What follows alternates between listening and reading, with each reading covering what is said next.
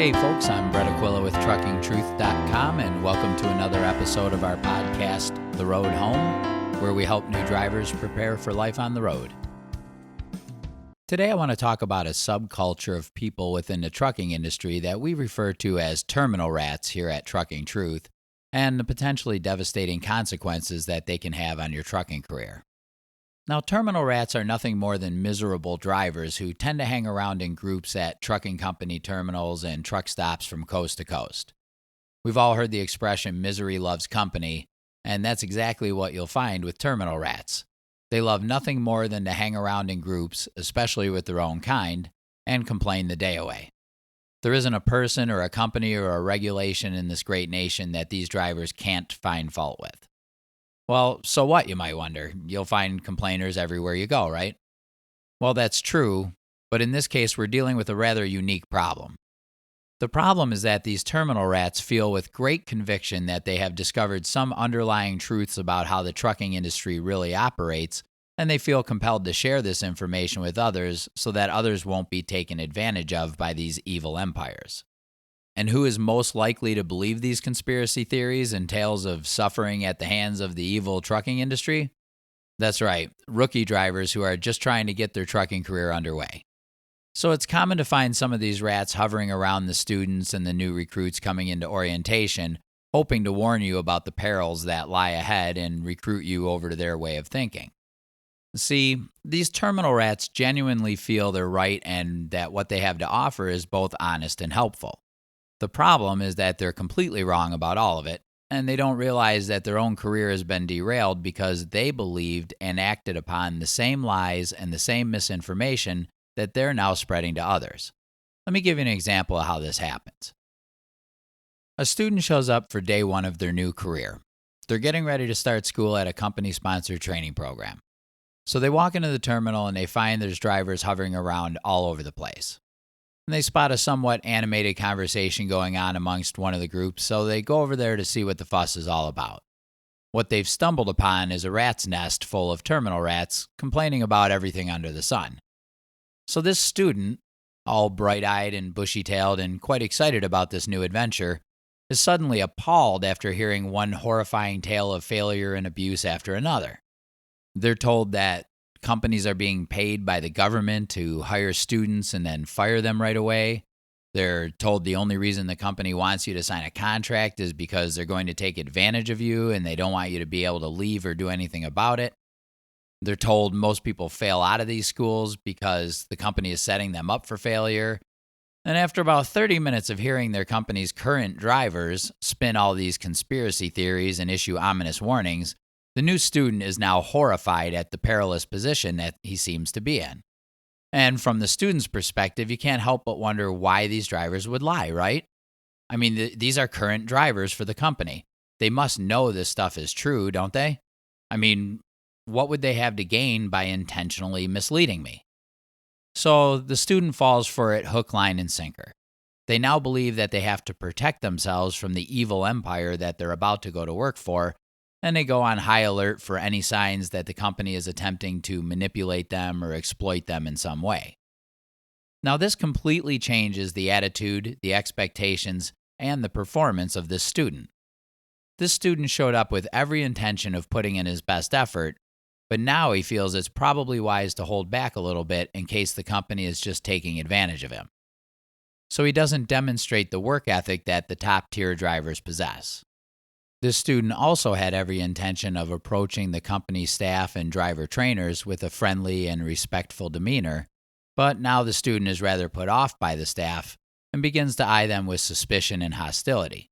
He doesn't demonstrate the professionalism that the top-tier drivers possess, nor does he really demonstrate the eagerness to learn his trade that the best students possess. This student also had every intention of staying committed to his first company for one full year. He was going to prove himself to be a safe, hard-working, reliable professional in order to earn the high pay, great equipment, great miles, and special favors that the top-tier drivers get. But now he feels like he should move on at the first sign of trouble because the company isn't committed to him and will likely take advantage of him anyhow. So he doesn't demonstrate the willingness to do whatever it takes to get the job done nor the commitment to the company's success that the top-tier drivers display. So now you have a huge problem. See, everyone in the trucking industry knows that most new drivers don't last very long. Trucking demands a level of commitment that few people possess. You really have to be a special breed to survive and thrive as a trucker. Most people either don't have what it takes or they aren't interested in putting forth that level of commitment. So while the company is watching this student to see if he has what it takes to make it in trucking, the student, because of his poor attitude and expectations now, is showing very few encouraging signs. He's not putting in the effort, he's difficult to get along with, and he's already threatening to leave the company for a long list of petty and frivolous reasons. So now the company has its doubts. They decide it's best to focus their attention on the more promising students and the proven drivers that they already have. So the better students and the top-tier drivers get better miles, better treatment, better equipment, and make more money. Our poor, misguided student gets exactly what he deserves for his poor attitude and performance, which is lousy miles and a little bit of a bad attitude in return. Before long, the student begins to see what he believes is evidence that the conspiracy theories he was told by the terminal rats are indeed true. The company has him under contract, but he's not getting good miles, so they must have been putting him under contract so he couldn't leave no matter what they did to him. When he complains, nothing really gets done about it, and he figures that's probably because the company is just taking advantage of him anyhow and doesn't care how he feels. The reality is that the student is getting exactly what he has earned and what he deserves at this point, which is very little. He's a rookie driver who is lacking in every way.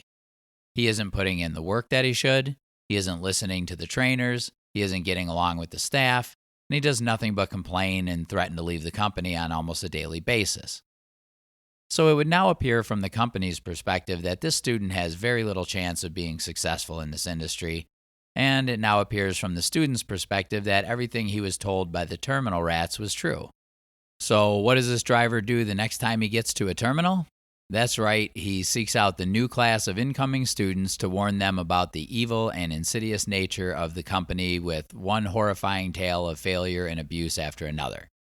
The student has come full circle and is now the terminal rat who is going to derail the promising careers of the next class of incoming students.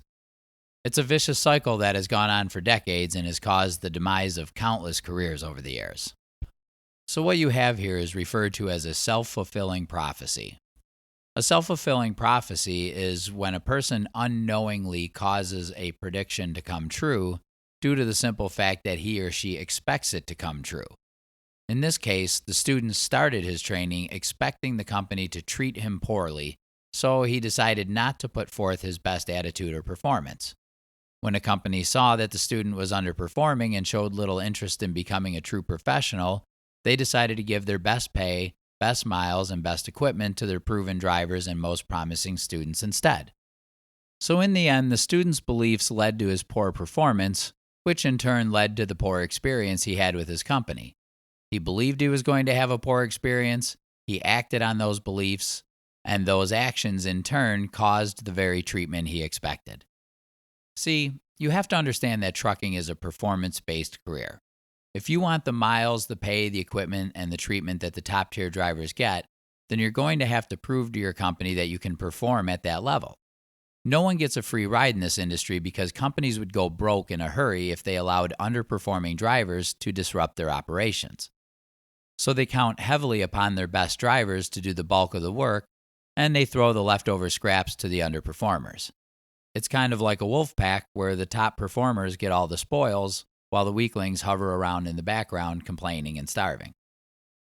In the end, you're only going to get the best miles and the best treatment if you perform at the highest level. So ignore the terminal rats and give it everything you've got so that in the end, when the work is done, you can sit back and relax and enjoy the road home. I'm Brett Aquila with Trucking Truth, and we'll see you next time.